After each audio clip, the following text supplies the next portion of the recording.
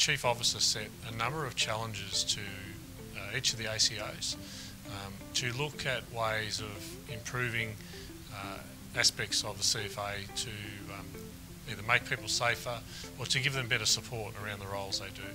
So the pilot that we have picked up is Fit for Duty, and the outcomes that we're looking for Fit for Duty is to try and provide some measures and steps so that we can make sure that people on the fire ground who enter high risk roles aren't compromised, so their safety is not compromised, and the safety of their crews isn't compromised, and that we can get the best out of them, or they can get the best out of themselves to perform safely on the fire ground. So all of our Class 4 and 5 brigades in the southwest, across the 4 districts, we've been briefing those brigades and working with them to try and understand limitations around the pilot, how we may achieve the outcomes that we're after, how we may be able to roll it out in a efficient way that's essentially user-friendly, that's easily accessible to volunteers, that doesn't impact on other parts of their roles and their busy schedules. We've also had consultation and discussions with VFBV at state level, and also our district planning committees across the 4 districts. During the process, we developed, in line with SMEs, subject matter experts, and through Deakin University, a tanker-based assessment. That tanker-based assessment is a practical tool or a practical method of us being able to look at up to, I think it's 50 things that would occur on a fire ground, and simulate those into 3 activities to see whether we can actually measure and test and ensure somebody can actually carry out those tasks.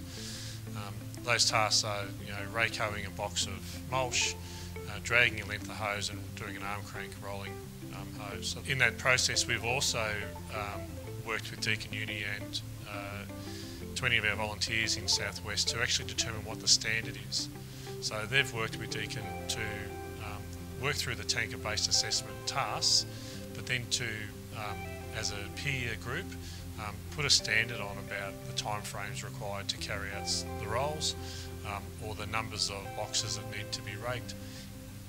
So what they've done is lay that against what would be a practical assessment or a practical task and ensure it fits in with reality. So the first step essentially is that brigade members who do the tanker-based assessment first do a medical check. So it's with our health watch team. So the Fit for Duty health check tests a number of medical aspects to make sure the person is fit enough, or therefore we're not going to place risk on the person by putting them through a tanker-based assessment. And whilst the tanker-based assessment isn't arduous, we still have a duty of care to make sure people aren't at risk by us placing them into the tanker-based assessment. So that's look at all things like cholesterol, blood pressure, heart rate, things like that. So that process is the Health Watch team come out to the brigade, come out as a group but individually assessed, rotate through the process. They'll be checked and the recordings measured. They won't get any feedback on the night on how they go because of requirements about confidentiality. However, we will follow up after them, so they'll get a yes/no. If there's a no, it means we've identified something that puts them into a high risk category, which is of concern of us, whether it's a tanker-based assessment or whether it's them carrying out their normal duties. And we'll support them through the next steps around that process about getting further follow-up and further advice that we'll support them through. We are getting some feedback to ensure that really we do need to focus on privacy, which is our aim. We need to comply with the privacy requirements like anything, and we are sensitive that this is medical data and needs to be dealt with the utmost respect. The feedback through the brigade that we worked with, Torquay, has been really positive.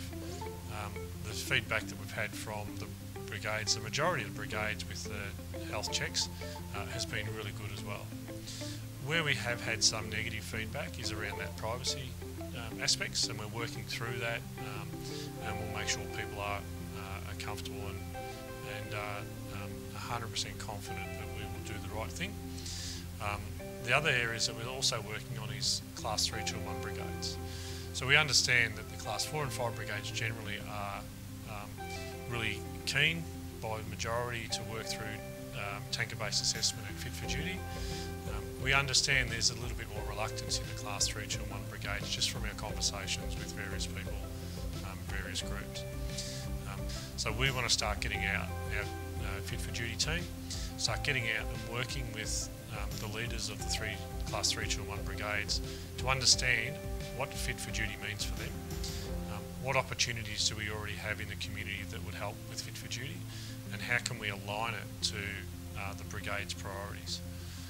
I think we all understand that all of our priorities are to ensure that nobody gets hurt on the fire ground, and with fit for duty that is the ultimate goal. It's not about removing people from the fire ground, it's about making sure they're safe to go onto the fire ground and continue to do the great work that they do to protect the community. So for people who get a negative result, whether it's a physical, the tanker-based assessment for example, they aren't able to get through that, or there's an aspect of that they can't get through, or it's a medical thing that's identified earlier. If it's a medical thing, we'll assist them through either with their own GP, we'll work through that and hopefully identify some physical steps to improve their fitness, and we can assist them with that. And the same for the tanker-based assessment. So what we're looking to do is if people don't get through those stages, we'll provide some advice and support either through some training or some manuals or guidance, or some coaching along the way to actually help them get across the line. What we've seen with the brigades and the beauty of Fire Brigade's CFA is that the team approach gets people through. And my experience with brigades is, we don't leave people behind. If someone in our brigade wants to remain operational, wants to do bushfire work, tanker-based assessment, we'll actually support the brigade to support the members to come through as well. So our aim is that all of the Class 4 and 5 brigades this year will have been through in Southwest region, will have been through the process, and we'll have an understanding of what the pilot's like. And then there'll be an opportunity throughout it, for them to provide us feedback.